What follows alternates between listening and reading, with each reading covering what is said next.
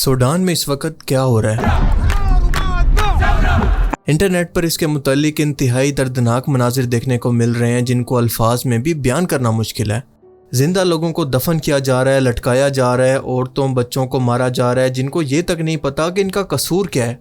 गजा की तरह नस्ल कुशी जारी है, पर सबसे ज़्यादा अफसोस इस बात का है कि यहाँ पर मरने वाले भी मुसलमान हैं और मारने वाले भी सूडान के ही लोग हैं और मरने वाले भी।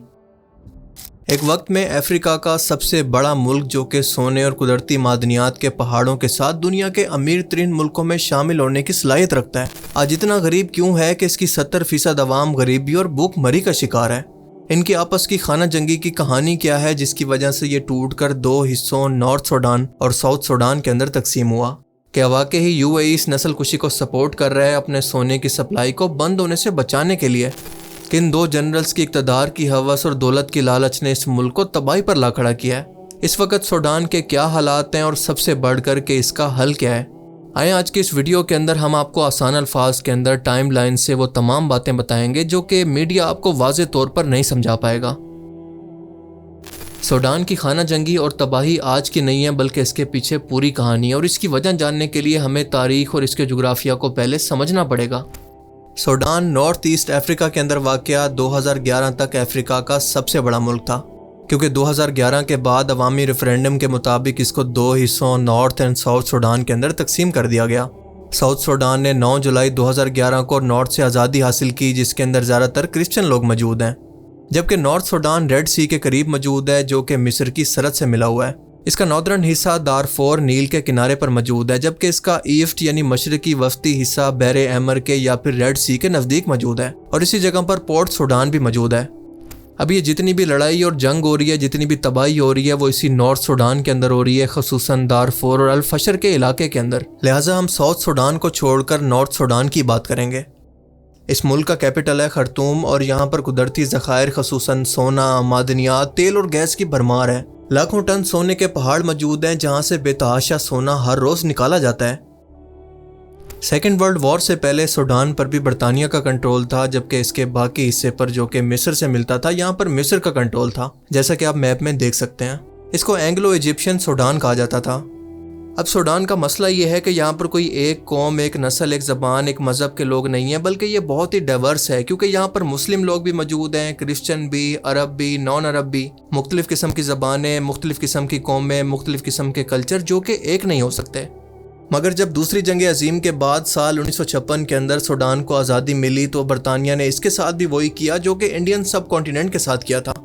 अब मसला ये था कि सूडान के अंदर आज़ादी मिलने से 1 साल पहले से यानी 1955 से सिविल वॉर चल रहा था, और इन लोगों का कहना था कि ब्रिटिश ने नॉर्थ साइड पर ही सारी डेवलपमेंट की है जबकि साउथ साइड को हमेशा नज़रअंदाज किया है। इसके अलावा इनका कहना था कि सूडान पर एक साथ 2 ताकतों ने यानी बरतानिया और मिस्र ने इनको अपना गुलाम बना रखा है। इनके वसाइल और दौलत को अपनी मर्जी से जितना चाहे लूट रहे हैं, हालांकि इन तमाम वसाइल पर सूडान के लोगों का हक है। लिहाजा यहाँ की अवाम अब इन दोनों ताकतों से तंग आ चुकी थी और इनसे आज़ादी चाहती थी। अब बरतानिया क्योंकि दूसरी जंग अजीम के बाद इतना कमज़ोर हो गया था कि मज़ीद इन मुल्कों पर कंट्रोल नहीं रख सकता था, लिहाजा इसने इंडियन सब कॉन्टिनेंट की तरह सिर्फ कुछ सीधी लाइनें डालकर इसके जोग्राफिया को, इनके कल्चर को समझे बगैर इनको इस तरह से तकसीम कर दिया कि ऐसे इख्तलाफात और झगड़े खड़े हुए जो कि आज तक ख़त्म नहीं हुए। आप ज़रा सूडान का मैप देखें, आपको ऐसा लगेगा जैसे किसी बच्चे ने होमवर्क से जान छुड़ाने के लिए स्केल लेकर बस सीधी लाइनें खींचकर पकड़ा दी हों कि ये लो तुम्हारा मुल्क।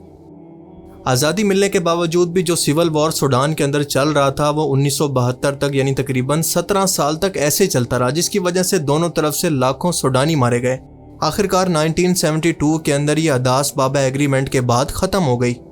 मगर मसला ये था कि इस एग्रीमेंट से सिर्फ 3 साल पहले यानी 1959 के अंदर जाफिर अल नमीरी नाम के एक डिक्टेटर ने मौजूदा हुकूमत का तख्ता उलटकर हुकूमत पर कब्जा कर लिया था, और ये 1985 तक हुकूमत में रहा। लेकिन आप जानते हैं कि फौजी क्योंकि एक सियासतदान नहीं होता, लिहाजा इसके गलत फैसलों की वजह से सूडान के अंदर एक बार फिर से सिविल वॉर की शुरुआत हो गई।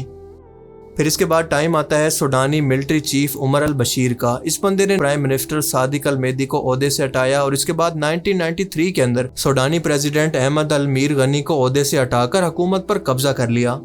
अब इस बंदे को अच्छी तरह से पता था कि जैसे मैं हुकूमतों का तख्ता उलट कर आ रहा हूँ, ऐसे कोई नया आर्मी चीफ आएगा तो रातों रात मेरी हुकूमत का भी तख्ता उलट देगा। لہٰذا اس بندے نے سوڈانی آرمی کے برابر ایک ایسی فورس بنانے کا فیصلہ کیا جو کہ اس کے ماتحت رہ سکے، اس کی حکومت کا تختہ الٹنے سے روک سکے اور اس کی حفاظت اس طرح سے کرے کہ اس کو خفیہ انفارمیشن لا کر دے کہ اس کے خلاف ملک کے اندر کوئی بغاوت تو نہیں ہو رہی، یعنی کل ملا کر اس کو حکومت میں رہنے میں مدد کر سکے، کیونکہ یہ ٹیم اس کے وفادار ساتھیوں پر مشتمل تھی۔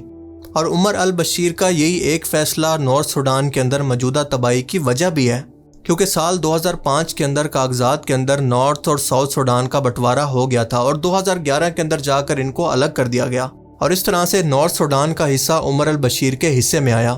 اور اس کے کچھ ہی ٹائم کے بعد عمر البشیر کو خبریں ملنے لگی کہ عوام تمہارے خلاف ہو رہی ہے اور کبھی بھی تمہاری حکومت کا تختہ الٹا جا سکتا ہے، اور اسی ایک خوف کی وجہ سے عمر البشیر نے اپنے ان وفاداروں کو یعنی انٹیلیجنس فورس کو نیم ملٹری کے اندر بدل دیا، یعنی ان کو ہتھیار اور ٹریننگ دے کر اپنی حفاظت کے لیے رکھ لیا تاکہ اگر مستقبل کے اندر فوج بغاوت کرے تو یہی فورس ان سے لڑ کر اس کے تختہ پلٹ کو روک سکے۔ اور اسی فورس کو نام دیا گیا RSF یعنی ریپڈ سپورٹ فورسز، جو کہ اس وقت نارتھ سوڈان کے دارفور کے الفشر شہر کے اندر قتل و غارت اور نسل کشی مچائے ہوئے ہے اور کنٹرول سے باہر ہو چکی ہے۔ یعنی کل ملا کر آپ یہ کہہ سکتے ہیں کہ سال 2013 سے اس ملک کے اندر 2 فورسز کام کر رہی ہیں، ایک تو سوڈان کی اپنی آرم فورسز جس کا چیف ہے جنرل عبد الفاتح البرہان، اور دوسری ہے عمر البشیر کی RSF جس کا چیف تھا محمد حمدان دکالو موسیٰ، جس کو ہیمیٹی بھی کہتے ہیں۔ اب حالت یہ تھی کہ ایک طرف جہاں پر سوڈانی آرم فورسز بارڈر اور سیکیورٹی کو دیکھ رہی تھی تو دوسری طرف عمر البشیر کی RSF نارتھ سوڈان کا گولڈ اور منرل نکال کر اس کے لیے خوب دولت اکٹھی کر رہی تھی، اور اسی گولڈ کو گلف کنٹریز خصوصاً UAE کو سمگل کر کے خوب پیسہ کماتی تھی۔ اس کے علاوہ عمر البشیر کی یہ RSF سیکیورٹی کا کام بھی کر رہی تھی اور اس کے سیاسی مخالفین کو بھی چن چن کر قتل کر رہی تھی، جبکہ ان دونوں کے درمیان عام عوام کی حالت انتہائی خراب ہو چکی تھی۔ بھوک، غربت اور بھوک مری سے لوگ مر رہے تھے، کرپشن، لوٹ گسوٹ سے لوگ تنگ آ چکے تھے۔ آخرکار جب عوام کے سر سے پانی اونچا ہوا تو 2015 کے اندر یہ عوام سڑکوں پر اتری اور ہنگامے شروع ہو گئے، اور ان لوگوں کی ڈیمانڈ تھی کہ عمر البشیر کو اقتدار سے ہٹایا جائے، یہاں پر سویلین حکومت قائم کی جائے کیونکہ وہ ایک ڈکٹیٹر ہے۔ اب یہاں پر مزے کی بات یہ ہے کہ وہی RSF جس کو عمر البشیر نے اپنی حکومت کو بچانے کے لیے بنایا تھا، جب اس نے دیکھا کہ عوام عمر کے خلاف جا رہی ہے اور اس کے خلاف بہت زیادہ مشتعل ہے، تو خود اس کے چیف نے سوڈانی آرمی چیف کے ساتھ مل کر یہ سازش کی کہ ہم دونوں مل کر عمر البشیر کا تختہ پلٹ کر دیتے ہیں اور یہ بہترین ٹائم ہے، اور پھر اس کے بعد دونوں مل کر حکومت کو بانٹ لیں گے۔ لہٰذا ہم نے دیکھا کہ سال 2019 کے اندر عمر البشیر کی حکومت کو ختم کر کے اس کو جیل میں ڈال دیا گیا۔ سوڈانی عوام خوشی سے سڑکوں پر نکل آئی، ملک کے اندر جشن کا سماں تھا اور لوگوں کو امید تھی کہ اب ان کا اچھا دور آنے والا ہے، پر یہ ان بیچاروں کی بہت بڑی غلط فہمی تھی، کیونکہ یہ تو برے سے بھی زیادہ بھیانک دور کی شروعات تھی، کیونکہ عمر البشیر کی حکومت کو گرا کر عوام کو حکومت کرنے کا حق دینے کی بجائے ایک بار پھر سے سوڈانی آرمی چیف عبد الفاتح البرہان صدر بن گیا اور RSF کے جنرل حمدان دکالو کو اپنا نائب صدر بنا دیا۔ اب ان دونوں نے مل کر دنیا کو دکھانے کے لیے اور ان کی سپورٹ حاصل کرنے کے لیے مل کر ایک عارضی حکومت بنائی جس کو ٹرانزیشنل سوورینٹی کونسل کا نام دیا گیا۔ اس عارضی حکومت نے وعدہ کیا کہ 3 سال 3 ماہ بعد حکومت عوامی نمائندوں کے حوالے کر دی جائے گی، اور اسی ایک وعدے کی وجہ سے سوڈان کے اپنے آس پاس کے ملکوں سے اچھے تعلقات بنے۔ یونائٹڈ نیشن، افریقن یونین، عرب لیگ اور OIC نے اس کی حکومت کو تسلیم کیا۔ اور آپ کو بتاتا چلوں کہ سال 2020 کے اندر اسی حکومت نے ابراہیم اکارڈ کے ذریعے اسرائیل کو تسلیم کیا تھا، اور اسی وجہ سے اس کے امریکہ کے ساتھ بھی اچھے تعلقات بن گئے۔ اس ابراہیم اکارڈ کے اندر یہ شرط شامل تھی کہ اسرائیل کے اتحادی پر جب بھی کوئی حملہ ہوگا تو اسرائیل اس کی مدد کرے گا، مگر آپ دیکھیں کہ جب سے سوڈان میں تباہی ہو رہی ہے، خانہ جنگی ہو رہی ہے، لوگ مر رہے ہیں، اسرائیل کا اس کی مدد کو آنا تو دور کی بات، اس پر ایک لفظ تک نہیں بولا، کیونکہ ظاہر ہے کہ مرنے والے مسلمان ہیں۔ اب جو مسلم ملک مستقبل کے اندر اسرائیل کو تسلیم کرنے کا سوچ رہے ہیں، ان کو بھی اس سے سبق لینا چاہیے۔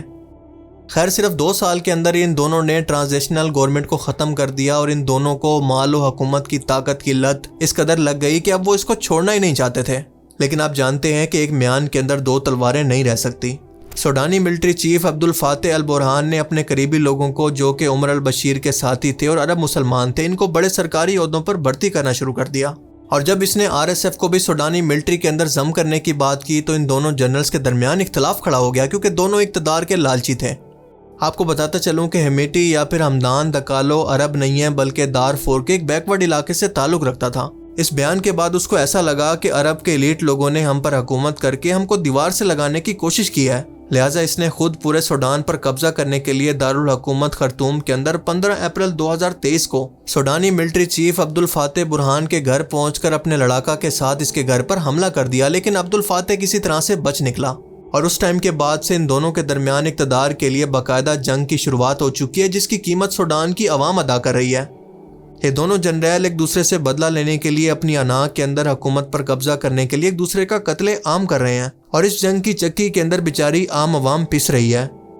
اب یہ دونوں جنرل انتہائی کرپٹ اور لالچی ہیں، کیونکہ دونوں کے ماتحتی سوڈان کی سونے کی کانوں سے خفیہ طور پر سونا سمگل کیا جاتا ہے، لیکن ساتھ ساتھ یہ بھی سچ ہے کہ جو فورس سوڈان کے لوگوں پر ظلم کر رہی ہے وہ دراصل RSF ہے۔ یہی وہ فورس ہے جو کہ دارفور کے بڑے علاقے کے اندر بے گناہ لوگوں کا قتل عام کر کے فخر سے اس کی ویڈیوز بنا کر سوشل میڈیا پر پوسٹ کر رہی ہے، ورنہ ہمیں اس طرح ظلم و بربریت کے منظر کبھی دیکھنے کو نہ ملتے، کیونکہ یہاں کی عوام اتنی غریب ہے کہ ان کے پاس سمارٹ فون تک نہیں ہے۔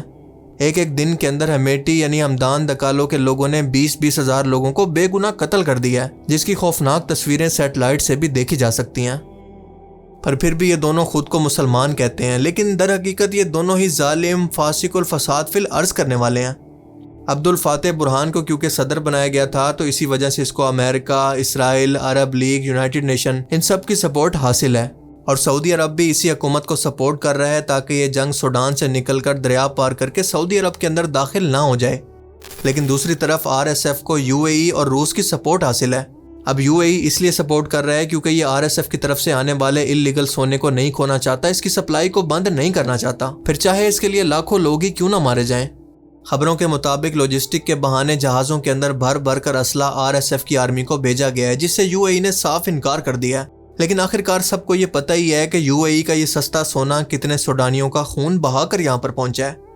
ایک اندازے کے مطابق دبئی کا 80% سونا یہیں سوڈان سے سمگل کر کے دبئی کے اندر پہنچایا گیا ہے، جو یہاں پر دن رات بچوں اور بڑوں سے لیبر کی طرح کام کروا کر نکلوایا جاتا ہے۔ اور ظاہر ہے کہ RSF کیونکہ عمر البشیر کے زمانے سے ہی سب سے زیادہ گولڈ کی سمگلنگ کر رہی ہے، لہٰذا اس کو بچانا UAE نے ضروری سمجھا۔